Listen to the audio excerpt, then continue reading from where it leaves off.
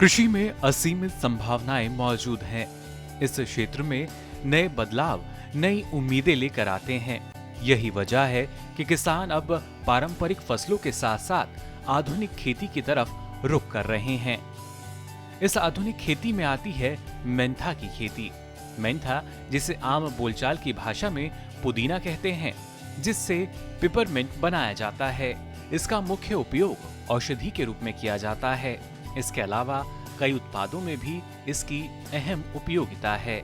हमारे देश में उत्तर प्रदेश, पंजाब और हरियाणा में इसकी खेती प्रमुखता से की जाती है। तो समझते हैं किसान कैसे और कब करें मेंथा की खेती, साथ ही कैसे लें ज्यादा मुनाफा।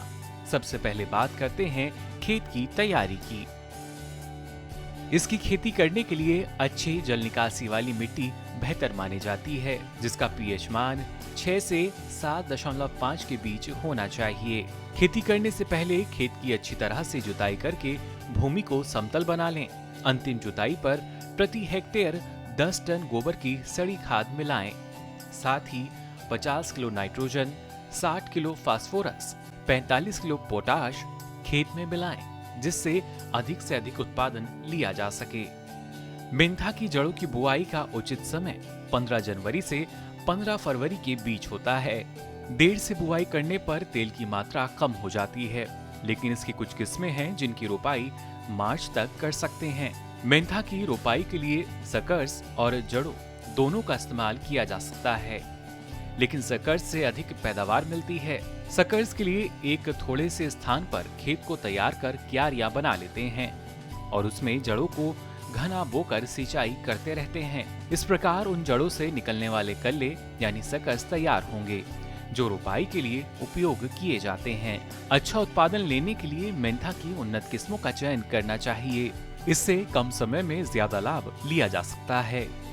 भारत में लगाई जाने वाली मुख्य किस्में हैं सिंक्रांति, कोसी, HY 77, गोमती, शिवालिक। सिंचाई की बात करें तो पहली सिंचाई बुआई के तुरंत बाद करनी चाहिए। इसके बाद हर सप्ताह में सिंचाई करें। अगर मिट्टी में नमी पर्याप्त है तो 20 से 25 दिन के अंतराल पर पानी दें। साथ ही फसल से अच्छा उत्पादन लेने के लिए हर 15 दिन में खरपतवार निकालते रहें। इसके अलावा मेंथा की जड़ों को दीमक के प्रकोप से बचाने के उपाय करें। यदि किसी दवा का इस्तेमाल करना हो तो पहले कृषि विशेषज्ञ की सलाह जरूर लें। मेंथा की कटाई की बात करें तो ये प्राय 2 बार की जाती है। पहली कटाई लगभग 100 से 120 दिन पर, जब पौधों में कलियां आने लगें, और दूसरी कटाई पहली कटाई के लगभग 70 से 80 दिन पर करें। कटाई के बाद पौधों को 2 से 3 घंटे तक खुली धूप में छोड़ दें और उसके बाद कटी फसल को छाया में हल्का सुखाकर आसवन विधि द्वारा यंत्र से तेल निकाल लें। तेल निकालते समय इन बातों का ख्याल रखें। आसवन में उपयोग होने वाली टंकी को डिटर्जेंट से साफ ना करें। टंकी के अंदर किसी प्रकार का ग्रीस ना लगा हो। यदि टंकी को साफ करना है तो गर्म पानी की भाप से साफ करें। टंकी में फसल को अच्छी तरह से दबाकर भरें। सेपरेटर और कंडेंसर स्टेनलेस स्टील के हों तो तेल की गुणवत्ता अच्छी रहती है। इस तरह कुछ सावधानियां अपनाकर किसान अच्छी पैदावार तो ले ही सकते हैं, साथ में बेहतर मुनाफा भी कमा सकते हैं।